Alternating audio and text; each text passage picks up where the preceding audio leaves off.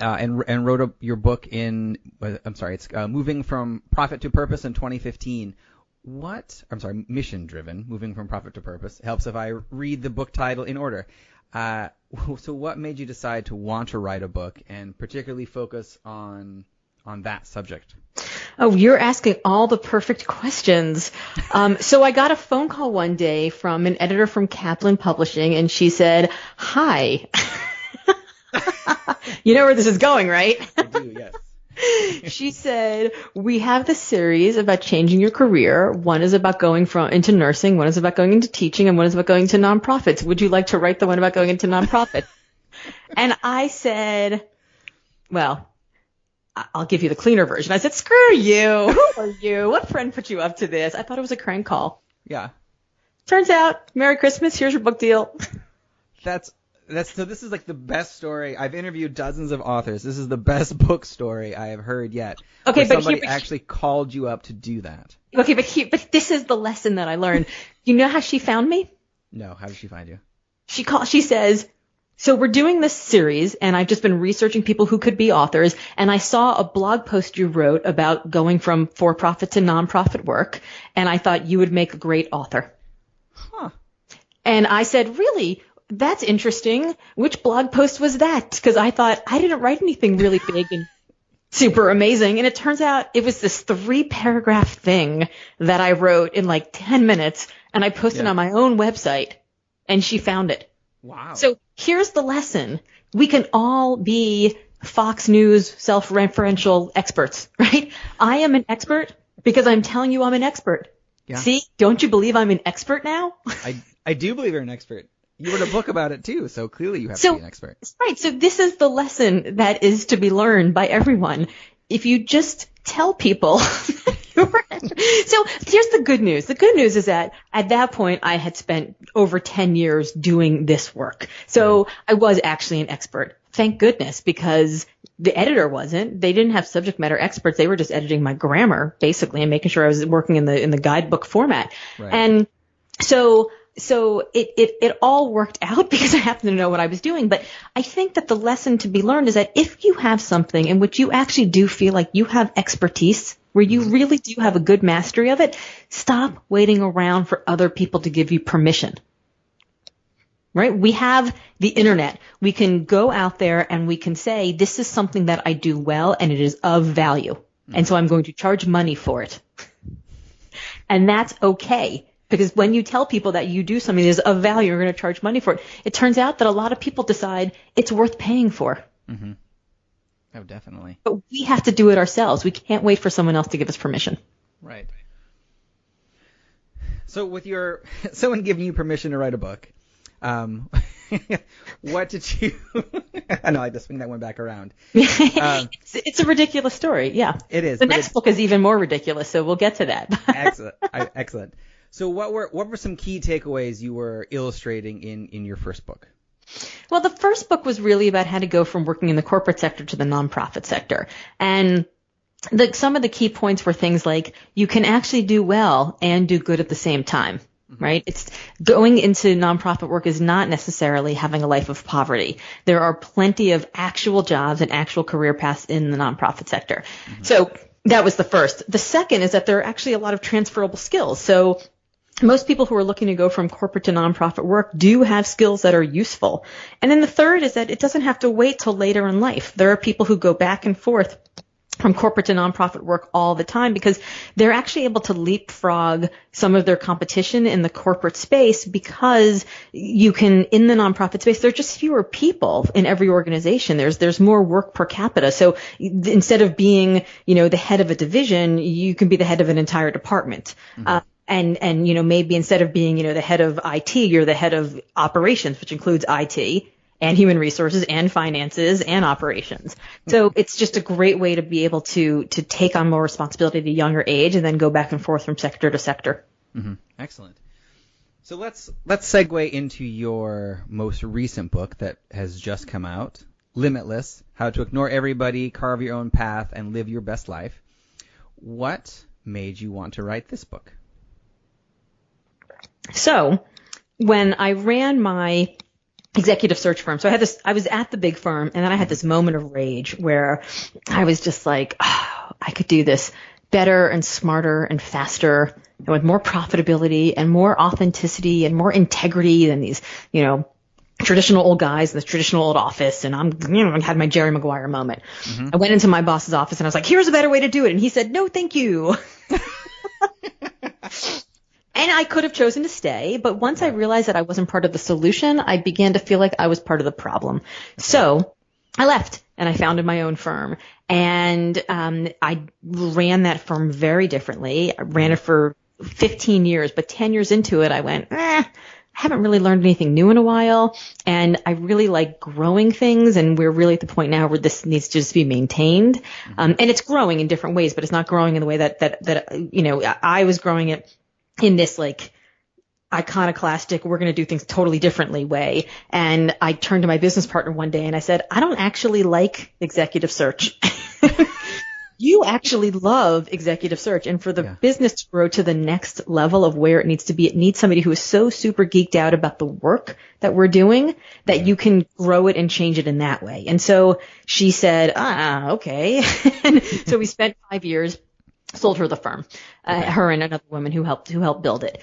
And so 15 years after that, I had been doing this work for 20 years. I had run my own firm for 15 of those years, and I was turning 45 years old. They all seemed like really good numbers, right? And then I had this crisis of identity because the next week I went to an event, an art auction, and a friend of mine who is in journalism introduced me to a friend of hers and said, this is Laura. She used to have this great career. Now she dedicates her life to philanthropy. And I didn't know if I should stick my cocktail fork in my eyes or hers. I was just like, I cannot become that person. I mean, to be fair, I was on the committee of this art auction. So, I can understand where she got that from, but I was like, no. So I set up a website and here we go, full circle moment. I started writing blog posts. So I started writing blog posts about my ideas and the things that I thought about. And a friend called me up and said, you should think about doing a TEDx talk. That blog post was really interesting. And I said, no effing way. It's not a chance. And now I have 2 teenage sons. I think I'm a decent mother. Every once in a while, I'm a good mother, and I take calls on my speakerphone as opposed to picking up the phone while I'm driving. And she called me on my speakerphone, and I said, no way, hung up the phone. And my now 16-year-old, then 14-year-old turns to me and is like, hey, Mom, you know how you always tell me that you should do hard things? And don't you always tell me that if it doesn't challenge you, it doesn't change you? And don't you always tell me that life starts on the other side of the fear? And I was like, yeah. And he goes, so what gives, Mom? It's always rough when your kids actually pay attention. I just wish they'd ignore me and look at their screens a little more sometimes. So fast forward 6 weeks later, there I am. I'm standing on the TEDx Cambridge stage at beautiful, beautiful Boston Opera House, 2,600 people, theater lights, no notes, no net, big red circle. And I give a TEDx. And that TEDx gets a little bit of attention.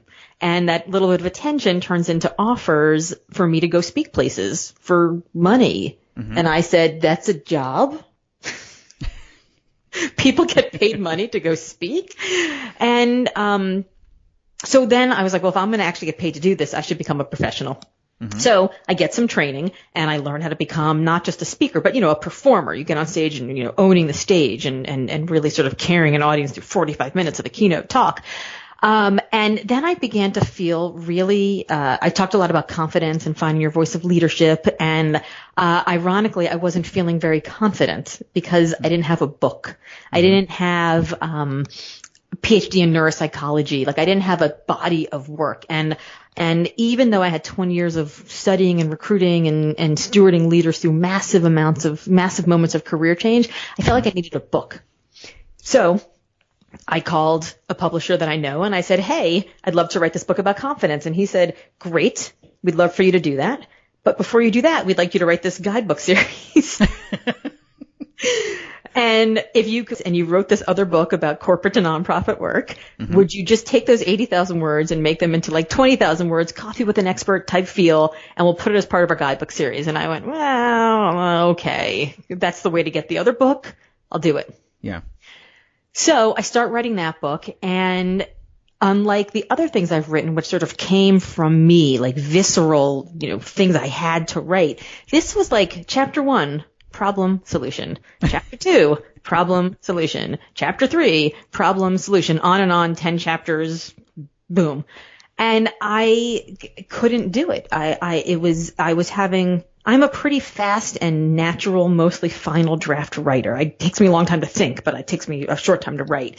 And I was having a really hard time, and I called him up and I was like, listen, this is not working for me. I can't write purpose, doing work that matters. It's not in me. It's not working. And he said, you're right. I agree. And I said, well, that wasn't the answer I was expecting. And he said, but I think that the book you actually are writing is a bigger book, and it's a bigger idea book, and we should publish it in hardback in the spring when big books come out. Oh, Merry Christmas. Here's your book deal number 2. Yeah. So I hang up the phone in a complete moment of panic, and I call a friend of mine, and I said, I don't know what to do. Where I'm not writing purpose, doing work that matters anymore. And he said, well, what do you want people to feel like after they've read this book? And we spent 45 minutes on the phone going back and forth, really like trying to find like what it was that I was trying to write. And he said, so in the end, you want people to be limitless, ignore everybody, carve their own path, and live their best life? And I went, I need to hang up the phone right now and go write that book. And so I did. And that's how Limitless, How to Ignore Everybody, Carve Your Own Path, and Live Your Best Life came about. Oh, wow. So that's an odyssey of a story, isn't it? It is. It's absolutely fascinating. So when you're in the process of actually writing, do you get any types of writer's block, or is it just because of your process that you've pushed past it in some kind of way so it doesn't hold you back? So for me, as I mentioned, I write in fairly final form, but it takes me a really long time to think. So I'll like perseverate over stories that I want to write about or ideas that I want to write about until I can find the hook in. And then once I find the hook in, once I know what it is I'm trying to say, it's pretty easy to write. And it's pretty easy to like carve the sentences and have them, the feel and the energy behind the sentences. I wrote something just the other night. I was on a red eye back from Vancouver, and I was exhausted. And it's the end of a week where my book comes out number 2 on the Washington Post bestseller list right after Michelle Obama. I had just given 2 talks, each in front of 2,000 people, a talk I'd never given before. I got to take a selfie with Malala. Like I will look back on this and it will have been a life-changing week, right? It was a big week. So I'm on the red eye and I'm sitting next to this guy who's like half leaning on me, and my seat doesn't recline, and I'm like crunched in like in the middle, and it's awful. So I'm not sleeping. And I'm racing home to get home for like our closest friend's daughter's bat mitzvah. So I'm like in the middle of all this emotion. She's like my goddaughter. And I open up my laptop and I write this long Facebook post about how this week has been so incredible, and it's been so wonderful, and it's also been so exhausting, and it's wonder hell, right? I wrote about this idea of wonder hell, when all of these wonderful things are happening to you, but you're like a shell of yourself, exhausted, and you can't complain about it because you'd be a real jerk. But at the same time, it's like you don't know how to put one foot in front of the other, right? It's so hard. And when I came up with the word wonder hell in my mind, I was like, yes, it's wonder hell. And then I just wrote this thing, and like 400 people have liked it and shared it and commented on it. And it was fascinating because I like wrote it. I started and I was like, it's 4:28 a.m. or maybe it's 7:28 a.m.